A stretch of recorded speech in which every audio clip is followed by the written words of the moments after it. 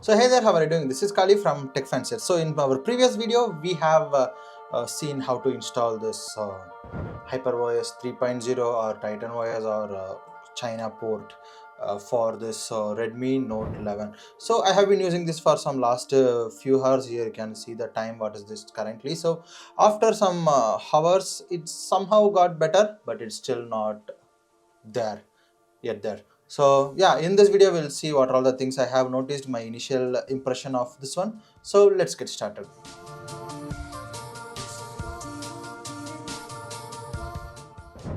So first and foremost, in the installation video, if you have seen it, the animation and other things were not that great.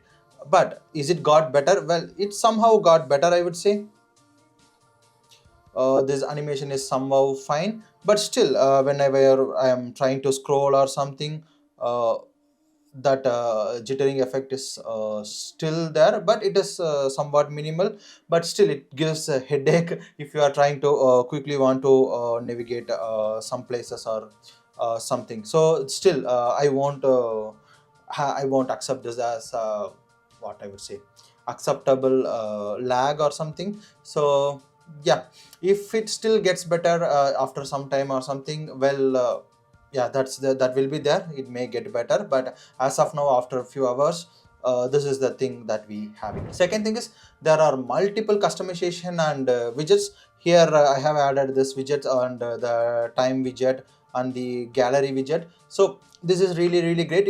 It looks like iPhone widgets, and we have the pet, and this will give some random animation. So those are all really great. Also, if you would have seen it, like this particular sheep wallpaper, this is the live wallpaper. Like this, we have tons and tons of wallpapers in the setting or customization app. The good part is these all are actually working.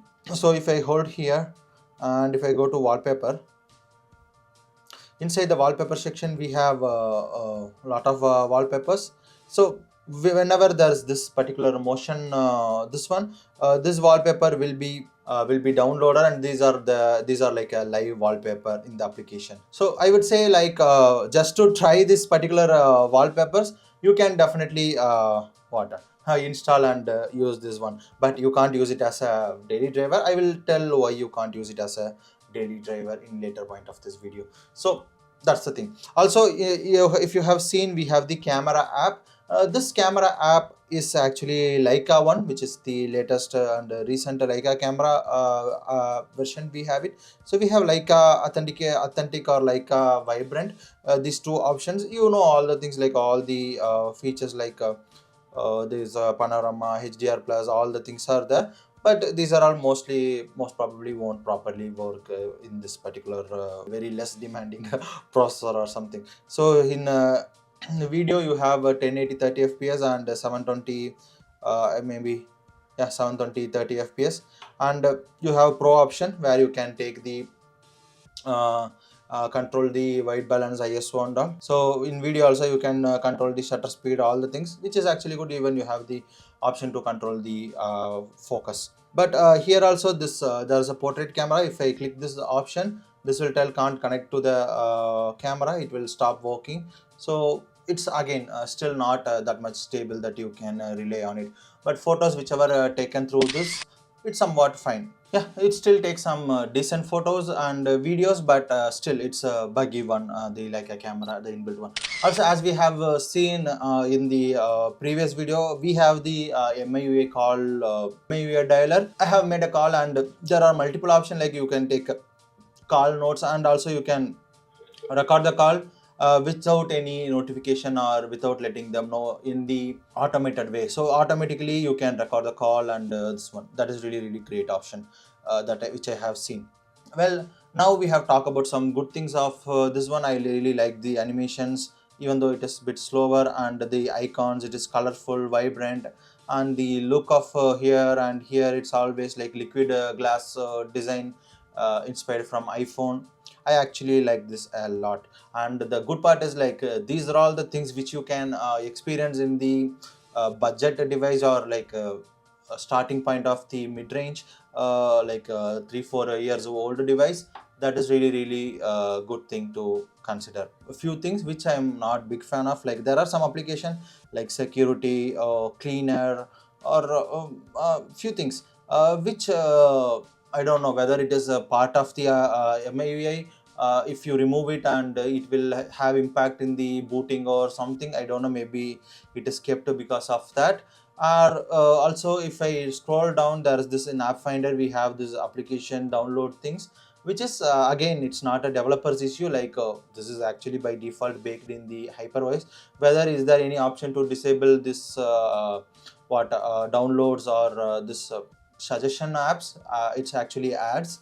So it is showing here, right? So these are all by default available. Also, one more thing, a good thing I have to mention that I forgot is I have checked the system integrity thing. So it is not passing the strong integrity, but device meets the its own device integrity and the basic integrity, which is somewhat fine in most of the cases. But there are some system level changes has happened, which somewhat I would say intrude the integrity or something. I don't know. So when we try to access the HDFC app, the HDFC app just directly opens the browser and mentions that it is in the security threat or something. So we have this curious toolbox. So in this toolbox, you can fix the integrity, and there are some other things like you can spoof the applications. Like it will consider it as some other devices. So those features are there, but I'm not sure whether these will fix the issue of it. If anybody knows that how we can fix the HDFC banking app, this finding it as a router device or something, just let me know in the comment section. I don't want to root the device, but in the current state itself, if I can, if there is any solution, just let me know. But other than that, this GPay and other things are working fine, and I have even tried the YouTube and audio things are working fine.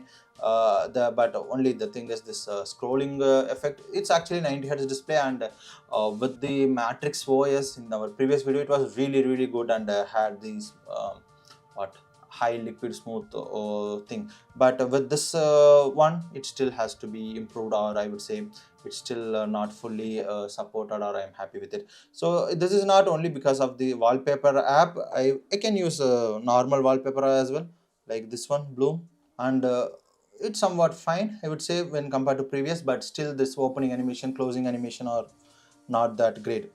Also, whenever I'm trying to install an application or something through Google Pay or manually in app installer, it's taking a lot of time. Sometimes it is getting failed, and but at the end it is somewhat working. And those are all the things, some of the things which I have noticed. Other than that, it is somewhat fine. If you want to actually got to know like how the Android 16 MIUI or not MIUI HyperOS 3 looks like, you can give it a try. But if you are using it as a daily driver, or you are using some banking application, or you're using it for your work or corporate related, security is much more constrained, well, try to avoid it.